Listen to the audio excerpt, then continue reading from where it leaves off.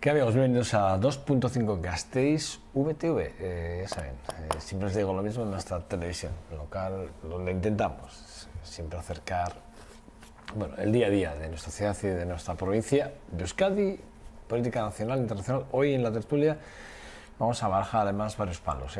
Política internacional, porque sí vamos a hablar del acuerdo, de este acuerdo, ¿no?, al que se quiere llegar, del que todavía no hay acuerdo definitivo, porque evidentemente, por ejemplo, España todavía tendrá que dejar una posición clara, y el Partido Popular, una vez más, vuelve a demostrar, ¿no?, el por qué 4 años han estado en soledad y por qué vuelve a estar en soledad, ¿no?, al decir que no va a comparecer en la Cámara tan siquiera para explicar la gestión o los acuerdos a los que se va a llegar con Europa en el asunto de los inmigrantes. Bueno, va a ser un tema del que vamos a tratar en la tertulia y, bueno, créanme, vamos a poner los datos, sobre todo vamos a poner datos encima de la mesa, que me parece importante para valorar, ¿no?, la decisión que se puede tomar en este momento determinado desde el Gobierno de España con respecto a este asunto, que me parece que es delicadísimo. Pero nosotros vamos a centrarnos en Vitoria-Gasteiz. En este programa, que ya sé que los viernes es un programa un poquito mucho más corto, un programa en el que, bueno, pues tenemos nuestra portada y directamente vamos a nuestra tertulia, y bueno, pues no por ello, porque sea menos menos en cuanto a tiempo, menos contenido, no quiere decir que no sea interesante. Y créanme que la semana pasada ya íbamos a tener nuestra invitada, que pasa a presentarse enseguida, que es nuestra portada de hoy en este 2.5 Gasteiz. Bueno, pues por un catarro, como todos. Yo empiezo esta semana, creo que empieza así con un poco de moquera y tal. Bueno, el caso es que sí que es verdad que enseguida vamos a ir con ella. Pero les quiero recordar que hoy se estrena una obra que llevo diciendo esta semana que tienen que asistir, que es una obra nuestra, que son 120 entre actores, músicos, solistas. Son 120, repito, actores, artistas, músicos, solistas, que van a estar encima del escenario en el teatro principal a partir de las 8:30 de la tarde hoy, en esta Flauta Mágica, esa obra de Mozart, que bueno, pues que cumple sus 225 años de su composición, y que la estrenó el mismísimo Mozart 2 meses antes de su fallecimiento, y que hoy se estrena con una producción completamente alavesa y que, repito, con escaso apoyo institucional, con escasísimos apoyo institucional, y con el arte de saber que, bueno, pues que una empresa como Arqué pues está detrás, que ya demostró con el Caserío 2.0 que aquí se hacen cosas de muchísima calidad, y que, bueno, pues que hoy se estrena, y que les deseamos las mejores de las suertes, y que deseamos que lo llenen los 2 días que van a estar, hoy y mañana, en el teatro principal. Bueno, la responsabilidad también tienen ustedes de apoyar la cultura, y esta es nuestra cultura, y desde aquí, bueno, pues decirles que se pasen a ver qué es lo que hacemos en Vitoria y cómo lo hacemos, con qué calidad hacemos, por cierto, ciertas cosas en nuestra ciudad. Y esta parte del arte y de la cultura es muy importante. Bueno, dicho esto, hace unos meses Gorka Urtaran nombraba, y lo digo así, a uno de sus coordinadores que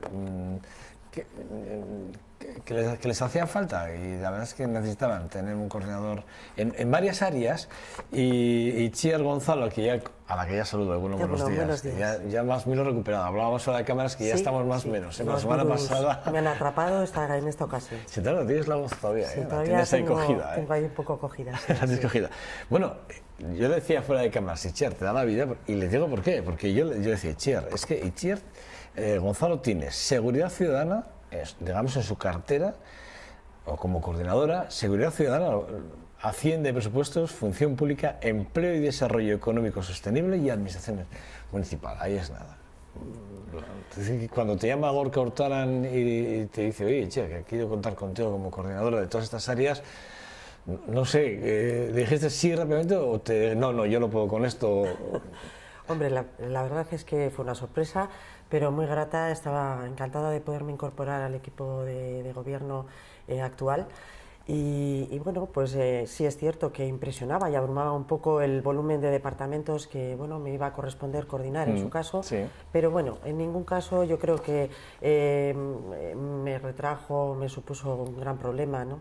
De hecho, yo creo que bueno, es poder trabajar por y para la ciudad, pues es ciertamente un privilegio, ¿no? Y un reto muy motivante a la vez. ¿Licenciada en Derecho? En la Universidad de Deusto, en la Escuela de Prácticas Jurídicas del Colegio de Abogados de Álava. Bueno, actualmente eras gerente en letrado de la cuadrilla de Añana, ¿no? Actualmente, y ahora ya en funciones en el Ayuntamiento de Vitoria-Gasteiz, ¿no? Este ha sido así ha sido más o menos la trayectoria. También tuve la oportunidad de estar en una sociedad pública, en Álava Agencia de Desarrollo, durante 4 años, en Diputación.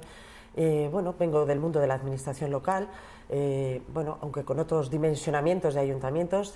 Ahí en la cuadrilla de Añana se gestionaban 10 municipios, con una dimensión muy distinta a la que supone o lo que supone el Ayuntamiento de Vitoria, con unas problemáticas también diferentes, pero es administración local.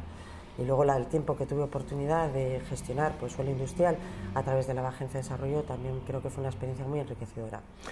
Itziar, no corren buenos tiempos, ¿eh?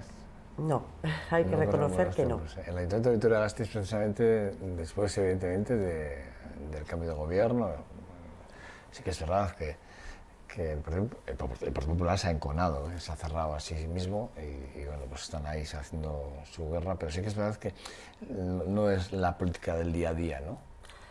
No, el día a día la verdad es que es duro, es difícil, ¿no?, llevarlo a cabo. Partimos de una situación, la verdad, muy complicada, porque bueno, pues nos encontramos con unas cantidades muy importantes que no tenían su reflejo en el presupuesto de gastos, que ya a esa altura del ejercicio, estamos hablando de junio-julio, en los meses de junio-julio de 2015, pues sabíamos que esos gastos se iban a producir. Estamos hablando de temas tan importantes para la ciudad como es el transporte público.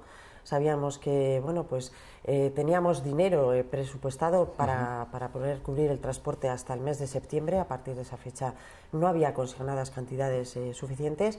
Había que hacer frente a una serie de gastos también que sabíamos que se iban a producir, muchos de ellos derivados de sentencias que habían resultado desfavorables para el ayuntamiento y que había que hacer frente a ellas durante el ejercicio. Entonces, pues eso nos supuso hacer un ejercicio primero de diagnóstico, pero sin acudir, digamos, a consultoras externas, sino con el propio personal del ayuntamiento. En este caso, con la persona responsable de tesorería y con el propio interventor, se elaboró un plan económico para, bueno, pues corregir un poco esa situación que teníamos. Pero realmente, yo aquí he tenido a Leticia Comerón, a Javier Maroto no, porque no quiere venir, pero a Leticia Comerón sí, y hemos tenido a Manu Uriarte hace muy poquito, y jure perjura que no hay agujero en el ayuntamiento, pero además jure y perjura que no hay agujero en el ayuntamiento, y es más, dice que ha habido superávit, o sea, que es imposible que lo que se está diciendo desde la oposición, desde el gobierno de Gorka Ortana, pero además se lo dice además convencido, o sea, es decir, convencido. Y cuando le sacamos el informe del auditor, o hablamos del informe del auditor, lo que dice es que no, el informe del auditor no dice que hay agujero, lo que dice es que hay posibilidades, se dan como ciertos estadios diferentes que pueden dar a un punto, o se puede llegar a un punto u otro, porque en ningún caso el interventor habla, en ningún momento dice que el informe habla de un agujero en el Ayuntamiento de Vitoria-Gasteiz. El informe habla de insuficiencias presupuestarias. Para nosotros eso realmente es un agujero en el presupuesto. Es cierto que todavía no tenemos los datos de la liquidación, esa imagen final, esa imagen finis que vamos a tener yo creo que en las próximas semanas, en 1 o 2 semanas, ya tendremos una foto definitiva para evidentemente ver si acabamos el ejercicio con superávit o no. La verdad es que los datos de los que dispongo no apuntan en ningún caso a que dispongamos de un superávit.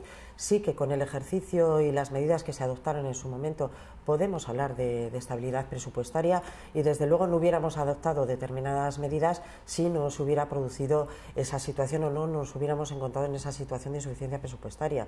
Hablamos, por ejemplo, de que la primera medida fue contener el gasto, es decir, todas aquellas partidas que no habían sido utilizadas se retuvieron y se hizo una reordenación y se priorizó, es decir, había una serie de gastos, como he hablado antes, por ejemplo, he puesto el ejemplo del transporte público, de Tuvisa, y pues se destinaron recursos para que el transporte pudiera continuar funcionando.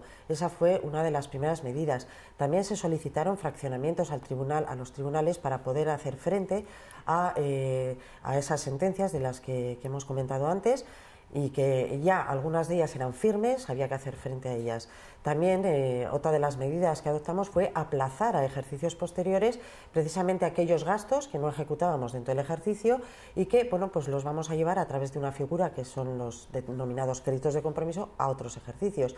Y bueno, otra de las medidas que hubo que adoptar es utilizar la capacidad de endeudamiento de alguna de nuestras sociedades de una forma muy importante. Es decir, ¿por ejemplo? en el caso de Ensanche 21, por una parte se pidió, viendo que tiene patrimonio y tiene una capacidad para generar recursos económicos, pues bueno, se acudió a un endeudamiento. ¿Para qué? Para que la sociedad devolviera, vía ese endeudamiento, los recursos que en su momento el ayuntamiento le dio. Y fuera la sociedad y no el ayuntamiento quien se endeudara y le diera liquidez para poder hacer frente a eso.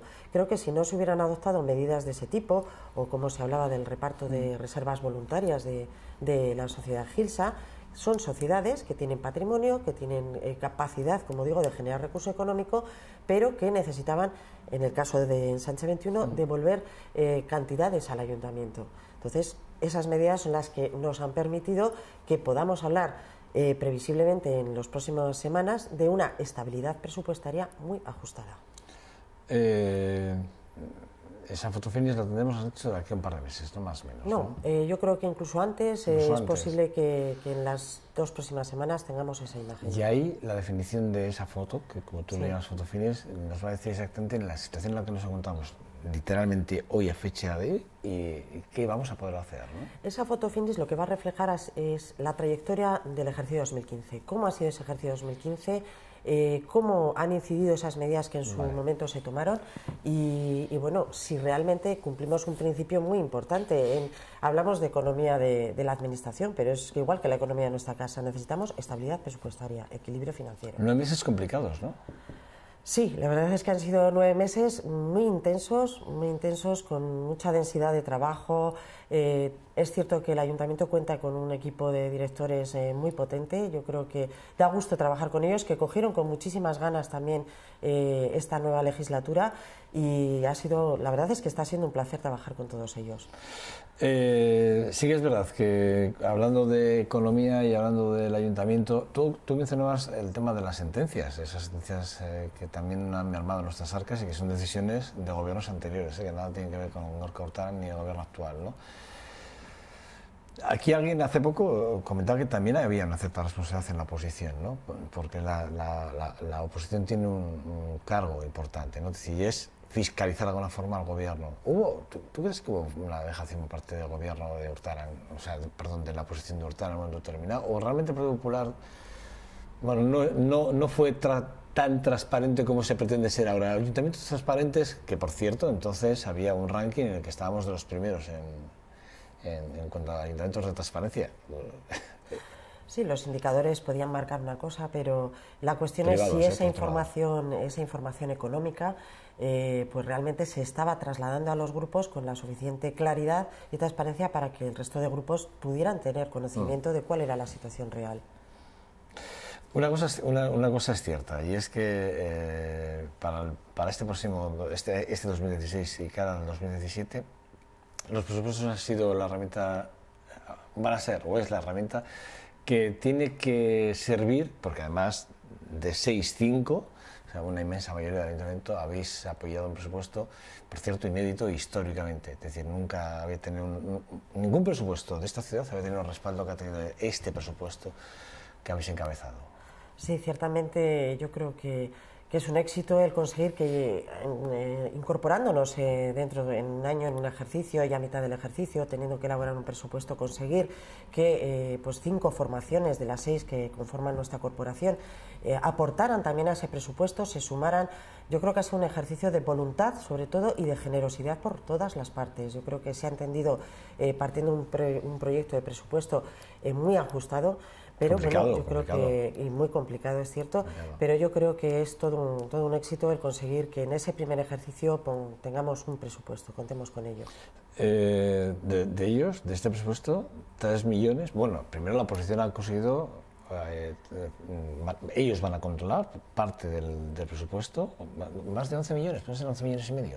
En cuanto a, bueno, se incorporaron enmiendas por valor de 11 millones. Que son los que van a controlar ellos, precisamente, ¿no? Bueno, ellos han incorporado, no, había partidas, había una serie de partidas en las que había una coincidencia también en lo que ellos planteaban. Una cosa es el proyecto que presenta el equipo de gobierno y otra cuestión es vía enmiendas lo que los diferentes grupos municipales querían incorporar también a ese proyecto. Entonces, bueno, existiendo un grado de coincidencia en algunas partidas, sobre todo las que tenían que ver con todo lo que puede ser el tema social, la recuperación, por ejemplo, de cantidades para los convenios sociosanitarios, pues partiendo de ahí, luego sí que se han hecho aportaciones y de alguna manera tendremos que ir adecuando la ejecución del presupuesto también a la capacidad de materialización de los 3 millones de euros del presupuesto van a ir destinados y además a consultas, vía consulta para los ciudadanos de Vitoria-Gasteiz. Es otra de las cosas que nos ha sorprendido y que, por cierto, gratamente a las asociaciones de vecinos les ha encantado.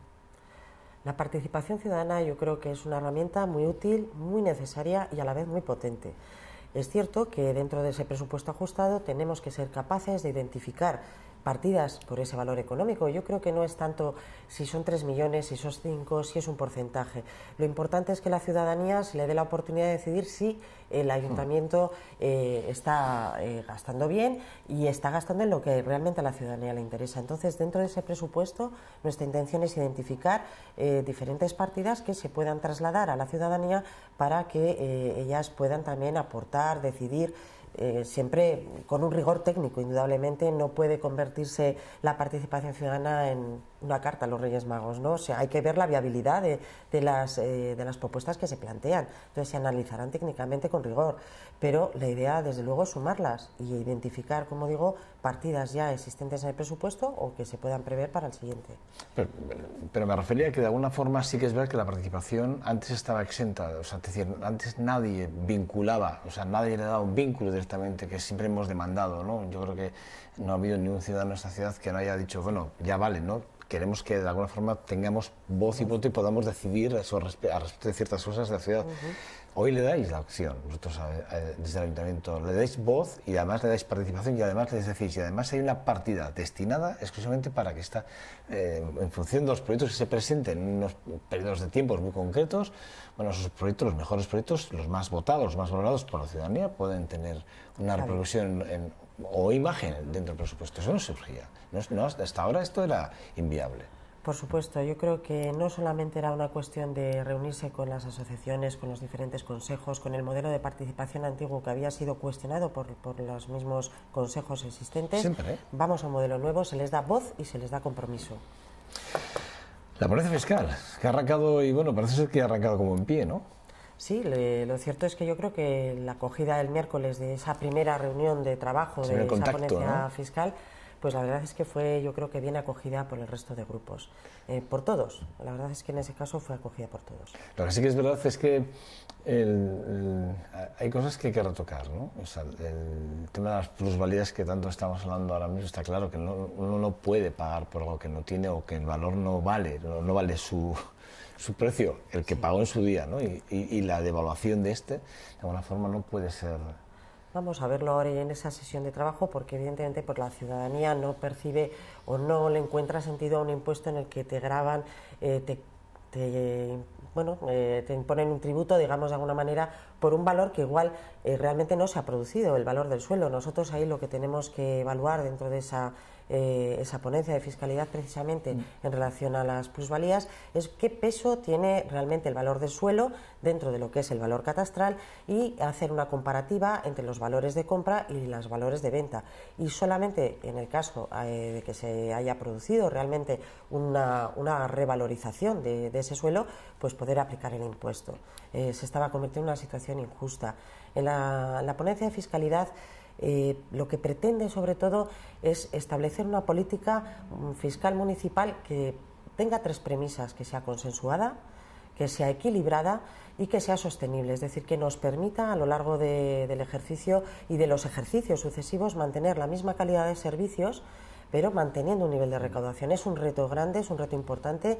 De hecho, alguno de los grupos políticos el otro día en la comisión hablaba de proyecto ambicioso, porque se va a tratar bastantes impuestos y bastantes tasas económicas, vehículos, sitio. El tema de tarifas de Tuvisa, por ejemplo, entre ellas basuras, vais a tratar todo ese tipo de cosas. ¿En qué puede afectarnos? El primer borrador que habéis presentado, ¿en qué nos puede afectar a los ciudadanos esta ponencia? Bueno, porque, por ejemplo, habláis de actividades económicas. Sí. En la sesión de trabajo que se presentó el otro día se hablaba más de objetivos, se hablaba más de metodología, de cómo se va a desarrollar ese trabajo en los próximos meses. También se habla de un calendario que no es un calendario cerrado porque va a depender también del trabajo previo que técnicamente hay que hacer. En esas ponencias de fiscalidad va a haber por una parte una representación de carácter político y luego vamos a tener personal técnico que ya incluso ha empezado a trabajar en los meses previos a la constitución de esa ponencia. ¿Cómo nos va a afectar a los ciudadanos? Pues bueno, nos va a afectar en la medida que por ejemplo, estamos hablando del IBI, que es un impuesto para nosotros fundamental. Tendremos que, eso sí, mantener el nivel de recaudación, porque como hemos partido inicialmente en esta conversación, hemos hablado de una situación delicada. El ayuntamiento no puede permitirse el renunciar a determinados ingresos, pero sí reequilibrarlos, sí ajustarlos, sí hay margen de mejora. La afectación a los ciudadanos puede ser desigual y en cualquier caso se va a hacer de una forma sostenida. En el tema de la ponencia de valores, por ejemplo, comentábamos que hay que encontrar un tipo, digamos, que se acomode, que permita mantener el nivel de recaudación, pero pues que no afecte de una forma muy gravosa a unos ciudadanos en detrimento de otros. Habrá que buscar ese equilibrio. Es complicado, pero bueno, muchas veces las fórmulas matemáticas pues lo pueden permitir. Encontrar un tipo que no haga excesivamente gravoso a unos en favor de otros. No obstante, la única vía de ingresos que tenemos ahora mismo es a través de los impuestos.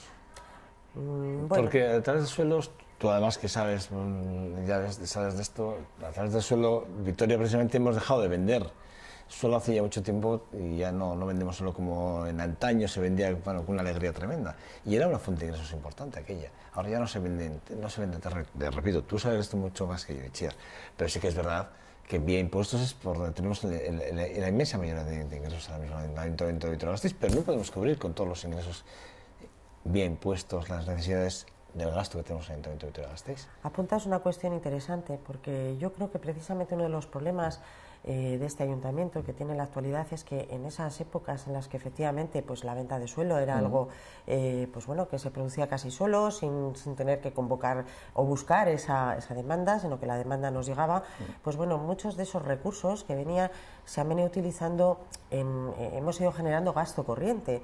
Y hoy es el día que eso ha generado, tenemos una situación más inflexible, pero sí hay demanda. No tenemos que olvidar que nosotros a la hora de equilibrar el presupuesto contamos con recurrir a deuda, con recurrir a endeudamiento, claro, pero también amortizando más deuda de la que contratamos. Vamos a amortizar por valor de 14 millones para ir reduciendo nuestro endeudamiento, a la vez que contratando. ¿Basándonos en qué? En que las circunstancias del mercado actualmente para obtener financiación son más ventajosas que las que había hace unos años y recurrimos a eso. Y recurrimos a venta de patrimonio municipal de suelo. No hay el nivel de ventas que había durante esos años de oro en el suelo, pero se sigue vendiendo. Tenemos que agilizar y poner en marcha y priorizar desde luego la venta de patrimonio municipal del suelo, pero yo creo que hay espacio para que pueda hacerse. Nos lo dices tú, Itziar, yo acato. Tuvisa, vamos a hablar de Tuvisa. Sí que es verdad que el debate estaba cómo íbamos a hacerlo, si a través del leasing, si a través de endeudamiento, o sea, de préstamos, si luego eran diésel, si iban a ser eléctricos. La diferencia de precios de uno y otro debe ser bastante importante, pero somos Green Capital también, y eso yo creo que también debería haber pesado más en esa decisión. Pero bueno, al final el Pleno habéis decidido que no pasa nada, que tenga que ser diésel más que eléctricos y 10 autobuses. ¿Y por qué no más? Se me ocurren varias cosas así planteadas. Sí, lo cierto es que todos coincidíamos dentro del Consejo de Administración de Tuvisa en la necesidad de renovar una flota de 84 autobuses, que es lo que tenemos actualmente, y con una media de antigüedad de 14 años, lo cual para nuestros autobuses, con los recorridos que hacen diariamente, es muchísimo tiempo. Por otra parte, también las instalaciones actuales de Tuvisa durante estos años no se ha aprovechado para realizar ningún tipo de inversión. La verdad es que el estado que tenían... Pues, las cocheras, sí, están. Las cocheras, sí. Yo estuve una vez y la verdad es que me quedé un poco impresionado del estado en el que están las cocheras, sí. Sí, sorprende mucho, yo creo, esa falta de inversión que se ha realizado en estos años. Entonces, partiendo de que, bueno, pues había un consenso en que había que acometerlo, quizá, digamos, el debate se centró más en el cómo. En el cómo porque se planteaba la fórmula de renting, que, bueno, en un principio puede ser una fórmula que puede resultar más cara, pero te garantiza además de un mantenimiento, te garantiza seguros, unas ciertas coberturas e incluso la reposición de los vehículos. Y, bueno, el hecho de que la propia sociedad Tuvisa a lo largo de este ejercicio pues reduzca su endeudamiento le permite a su vez volverse a endeudar, pero ¿quién va a dotar de recursos a Tuvisa para que haga frente a ese endeudamiento? El ayuntamiento. En consecuencia había que ser muy cauto, había que darse un tiempo para mirarlo todo. Se apuesta por el diésel, sí, en una primera tanda, es decir, nosotros lo que queremos es ir renovando toda la flota, incluso nos gustaría que este plan, porque así ha habido un compromiso en el Consejo de Tuvisa, este plan vaya más allá de la legislatura, que realmente se garantice una reposición de los autobuses más allá de que estemos este gobierno o cualquier otro gobierno. Y se apuesta por el diésel en este momento, en esta primera tanda, como digo, pues porque el coste de estos autobuses y además dentro de ser diésel van a ser vehículos que cuenten con las mayores garantías, teniendo en cuenta que tenemos una flota con una media antigüedad de 14 años, estos autobuses indudablemente van a ser muchísimo menos contaminantes que la flota actual. Está claro, sí. Y luego puede abrirse a otras apuestas, ¿no?, de irnos a vehículos eléctricos, pero bueno, todavía tenemos que ver qué coste tienen. Son mucho más costosos económicamente los eléctricos, al menos a fecha de hoy, y bueno, no se descarta nada, pero de momento vamos a apostar por el diésel. En el 2017 tendremos los primeros autobuses en Gasteiz, creo que son 10, ¿no? Sí, 10 creo que sí, son sí, ahora sí. mismo, ¿no? Los que están la idea es que... Van a ir de verde, por cierto, van pintados completamente de verde, dijo... Sí, sí, sí. Yo creo que es un color que da luminosidad, que da alegría y yo creo que permite identificar bien al transporte público y a nuestra Capital Green. Bueno, es lo que somos. Bueno, aniversario de la estación de autobuses. ¿Pros y contras? Bueno, la estación de autobuses, la verdad es que... ¿Hay que hacer autocrítica o no? ¿O no hay que hacer autocrítica? ¿Hay que hacer algo de autocrítica con el tema de la estación o no? Yo creo que siempre hay margen de mejora y siempre hay que hacer autocrítica. Pero bueno, lo cierto es que empezó su andadura en el mes de marzo, digamos ya operativamente, con lo cual estamos, como comentabas, cerca ya de cumplir un año de andadura. Es una infraestructura compleja en su gestión por el volumen de viajeros que pasan normalmente por allí, por el volumen de transporte. Es cierto, como ventajas podemos decir que yo creo que las compañías que operan por la comodidad que tienen en las dársenas actuales, por su instalación, pues ciertamente operan mejor. Pero comentabas tú, bueno, pues que había que hacer también algo de autocrítica, ¿no? Y bueno, hay una serie de cuestiones todavía que tenemos que corregir. Se apuntaba, por ejemplo, y salía en los medios ya hace unas fechas, el sistema de climatización. Hay que tener en cuenta que allí trabajan personas de forma constante, no solamente es el viajero que llega, que está puntualmente, que coge su autobús, sino que diariamente pasan muchas personas, pero también tenemos unos trabajadores que están de forma permanente. Entonces, bueno, pues se han detectado en la confortabilidad de estos trabajadores algunas deficiencias que tenemos que corregir en este modelo y que se está en ello. Vamos a ver, un año yo creo que nos ha dado un margen suficiente para detectar esos errores de funcionalidad e irlos corrigiendo. El parking de aquí de la estación se va a utilizar, bueno, de forma gratuita. El Ayuntamiento ha hecho una oferta que con la tarjeta 30 se puede llegar y se puede dejar el coche y bueno, pues la gratuidad del tranvía para moverse por ello. Esa medida, ¿cuánta gente puede afectarle ahora mismo? ¿Tenemos un número más o menos? No tenemos todavía una estimación de cuántos usuarios podrían hacer uso de esa forma de gestión, ¿no? Beneficiarse efectivamente de esta situación. Lo que pasa es que sí que tenemos un aparcamiento muy grande que tenemos que optimizar su gestión y tiene que ocuparse. Entonces, bueno, pues en ese sentido es cierto que se barajan la medida que tú apuntas u otras, ¿no? La posibilidad de que, bueno, pues dentro del entorno se pueda requerir la ocupación permanente, pues bien por empresas, por estudios o por un centro comercial, por decir algo, por de espacios de aparcamiento de carácter más habitual. Entonces se puedan reservar espacios, lo que llamaríamos un poco mini concesiones cesiones, asegurar una reserva de plazas, vincular, como comentabas, la estación de autobuses y su parking a la utilidad y al uso que va a tener Palacio Europa. Hemos pasado de 7 salas a 17, con lo cual es previsible que la actividad congresual se refuerce todavía más y tenemos que dar la oportunidad de ofertar la posibilidad de aparcar a muy poquita distancia del Palacio Europa y ocupar unas instalaciones de primer orden. El Partido Popular dice que hay inseguridad en la ciudad. Dice, la denuncia a principios de semana, dice que hay una creciente, literalmente dice, hay una creciente sensación de inseguridad y entre lo que demandan es esa OPE de la Policía Municipal que creen que es necesaria para reforzar los turnos también de noche, que también ha sido una denuncia del Partido Popular. La percepción, mi impresión, porque nos basamos en datos a la hora de evaluar, más que en percepciones subjetivas, que yo creo que incluso se han manejado de una forma bastante interesada. Los datos no avalan esta circunstancia de mayor inseguridad. A lo largo del 2015 hay unos índices de delincuencia que no se han visto incrementados a lo largo del 2016. Sí que puede concurrir una semana o algunas semanas en las que ha habido una mayor incidencia. Esa mayor incidencia es la que quizá ha generado una sensación de inseguridad y de cierto alarmismo, pero como digo, los datos no lo avalan. No obstante, consideramos que es necesario ese refuerzo del que se habla y por eso, pues bueno, próximamente se va a convocar una OPE, al menos con 32 plazas, que a lo largo del ejercicio, en la medida en que bueno, pues también queden ciertas vacantes, por supuesto se van a cubrir para poder reforzar. Entonces empezaremos con unas 32 plazas que esperamos pudieran estar, una vez de pasados los procesos de selección y todo el proceso que conlleva, pues en marzo del 2017 operativo. Bueno, será en breve ya, o sea, estamos ya en puertas, tener más operativos. Pero bueno, inseguridad cero, que es lo que... Quiere decir que alarmismos los justos, que parece que alarmamos con mucha facilidad a la ciudadanía. Y bueno, ya hubo un mapa de puntos negros, yo recuerdo, y al Partido Popular se le reclamaba que hiciera algo con aquellos puntos negros y no... Bueno, y dijo lo mismo que hoy decís vosotros, no, Vitoria e inseguridad ninguna, cero. Aquí Vitoria es una de las ciudades más seguras de España, sin lugar a dudas. Ayer el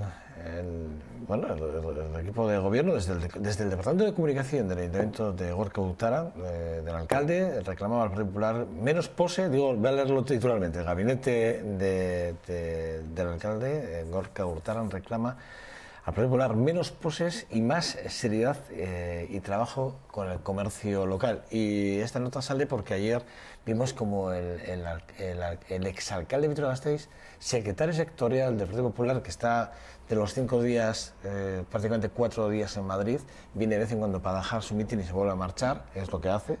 Yo lo digo porque es así, yo lo siento, no me pienso callar porque esto es una realidad.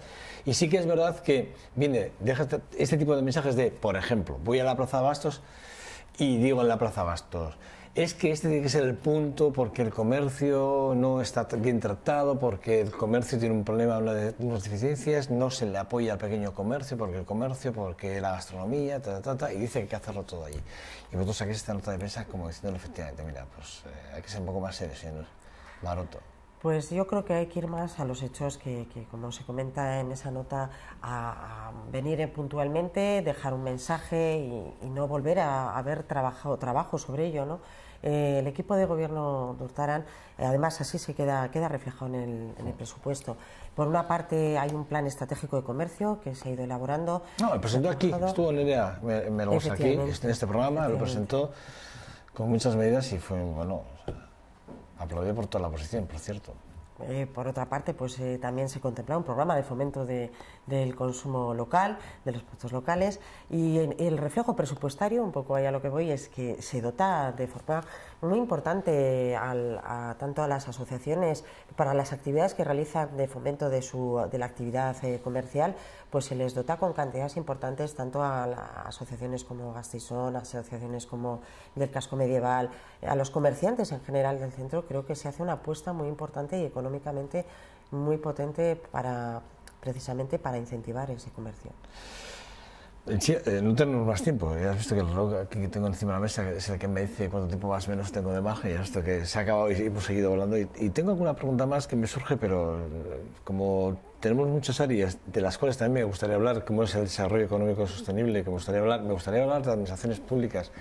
Y entiendo que en cuanto acabemos este programa voy a intentar solicitar una otra entrevista contigo de aquí a unas semanas, si puede ser para hablar de algunas cosas más. Me gustaría hablar de empleo, de las políticas de empleo, y me gustaría hablar también de esas políticas de la apuesta del gobierno vasco hacia Vitoria con respecto a políticas de empleo, ¿no? A través de la ANBIDE, ¿no? de los cursos de formación, etcétera.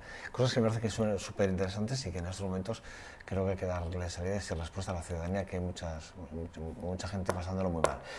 Bueno, pues chido, Gonzalo, no tengo mucho más tiempo, pero bueno, coordinadora, lo voy a decir exactamente, coordinadora en el área general de Economía y Administraciones Municipal. Es que ricasco, muchas gracias por venir al 2.5 Gasteiz, tu casa, y esa es cuando, en breve, para hablar de políticas de empleo, que me apetece mucho. ¿Te parece? Pues encantada y muchísimas gracias a vosotros. Sí, un placer, Vale. Bueno, nada, paso para la publicidad y vamos a la tertulia. Nada, 2 segundos, hasta ahora.